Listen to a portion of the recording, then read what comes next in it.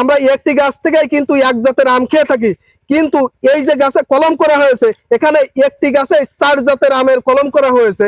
তো এই যে অসম্ভব কাজকে কিভাবে বিল্লাল ভাই সম্ভব করলো, ভাইয়ের মুখ থেকেই আমরা শুনবো এখন। তিনি এই নার্সারি বাগানের মালিক। ভাই এটা আসলে এই 4টা ডালে 4 জাত দেওয়া হয়েছে, কাডিমন দেওয়া হয়েছে, সূর্য ডিম দেওয়া হয়েছে, চ্যাংমা দেওয়া হয়েছে, আরটা হলো আপনার চাকাপাত দেওয়া হয়েছে। সবগুলাই তো উন্নত মানের আম। সবগুলো বিদেশি আম। তো এটা কেন করছি, এটা হচ্ছে অনেক ছাদে অনেকে গাছ লাগায়, জায়গা কম কিন্তু তাদের চাহিদা বেশি, যে বিভিন্ন জাত তারা ট্রাই করতে চায়, কিন্তু একটা গাছের ভিতরে তারা যদি 4 জাত পেয়ে যায়, তো তারা 1 ড্রামের ভিতর 4 জাতের আমের স্বাদ পেয়ে যাচ্ছে।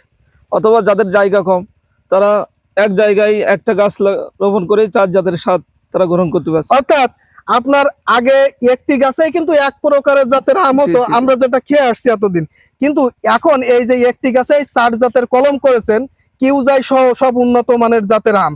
তো এটা কি আমের স্বাদ একই থাকবে, নাকি এক গাছে 4 জাতের কলম করাতে আমের স্বাদ ভিন্নতা হতে পারে? আমের অবশ্যই ছায়ন, যেহেতু ভিন্ন ভিন্ন জাতের ছায়ন, আমের স্বাদও ভিন্ন ভিন্ন হবে ইনশাল্লাহ।